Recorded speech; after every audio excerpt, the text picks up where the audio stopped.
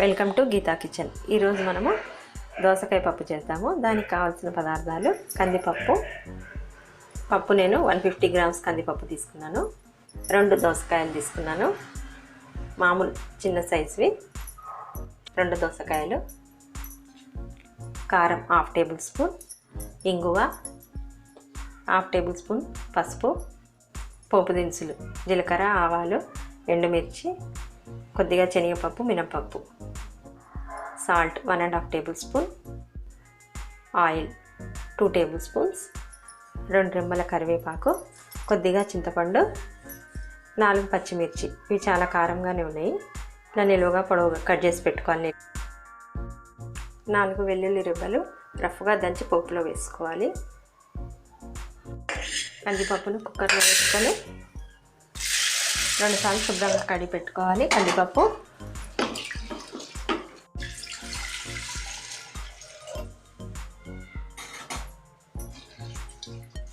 ఒక glass కందిపప్పుకి 1 glass నీళ్ళు తీసుకోవాలి. ఇప్పుడు దీంట్లో ఏం వేయద్దు, ముందు సగం ఉడకబెట్టుకోవాలి కందిపప్పుని. స్టవ్ ఆన్ చేసుకొని కుక్కర్ స్టవ్ పైన పెట్టుకుందాము. ఒక 2 విజిల్స్ వచ్చిన తర్వాత స్టవ్ ఆఫ్ చేసేద్దాం. దోసకాయలు పొట్టు తీసి ముక్కలుగా కట్ చేసి పెట్టుకుందాము. దోసకాయలు పొట్టు తీసిన కదా ముక్కలుగా కట్ చేసుకుందాం వీటిని. దీనిలోని గింజలు ఇష్టం ఉంటే వేసుకోవచ్చు మనము పప్పులో, లేకపోతే లేదు. చేదు చూసుకోవాలి ముందు. తీయగా ఉన్నాయి వేసుకోవాలి.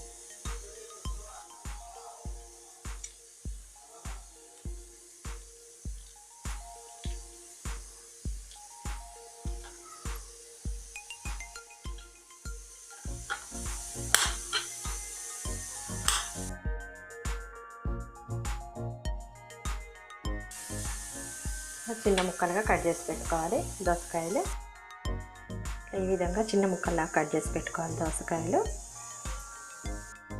కుక్కర్ 2 విజిల్స్ వచ్చినాయి. స్టవ్ ఆఫ్ చేసేద్దాము. ఇది పూర్తిగా చల్లారిన తర్వాత దోసకాయ ముక్కలు వేసుకుందాం పప్పులో. కుక్కర్ చల్లారింది, మూత తీస్తాము. ఇప్పుడు దీంట్లో దోసకాయ ముక్కలు వేసుకోవాలి పప్పులో. సగం ఉడికింది పప్పు, మొత్తం ఉడకలేదు, సగం ఉడికింది పప్పు.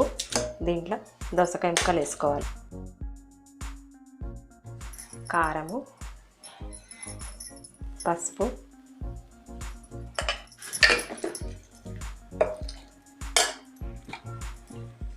పచ్చిమిర్చి ముక్కలు,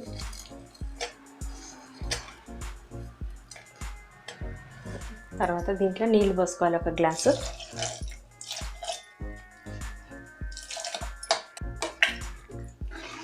నీళ్ళు పోసుకొని కలిపి ఇప్పుడు చింతపండు, కొద్దిగా చింతపండు తీసుకొని ఇట్లా పైన వేసుకోవాలి. దీనిపైన మనం పప్పు లోపల వేస్తే పప్పు ఉడకదు. ఇట్లా విధంగా పైన వేసి పెట్టుకోవాలి. మూత పెట్టుకుందాం. ఇప్పుడు స్టవ్ ఆన్ చేసుకొని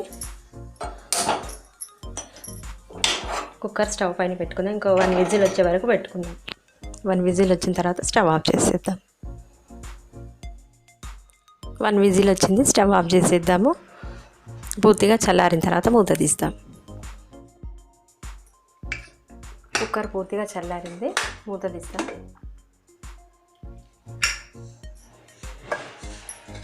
ఒకసారి కలుపుకోవాలి. మంచిగా ఉడికిపోయింది.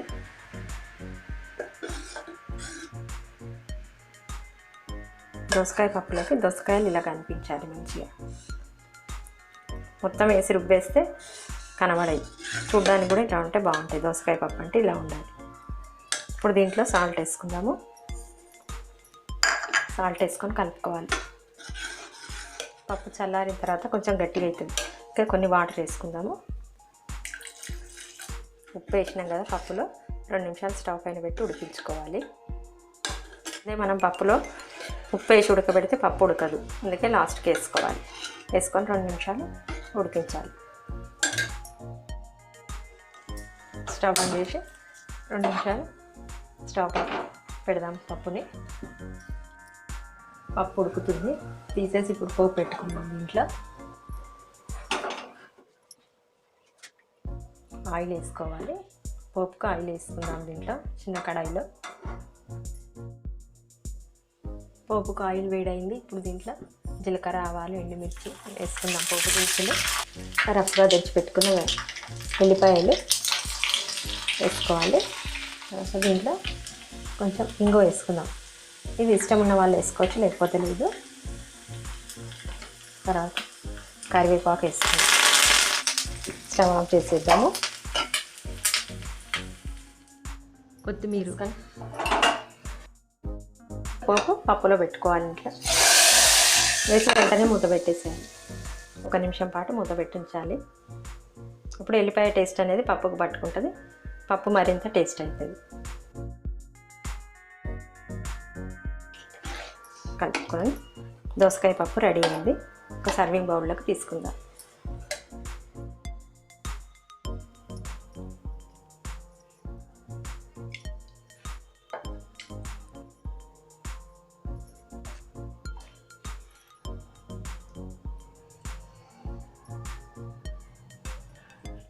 దోసకాయ పప్పు రెడీ అయింది.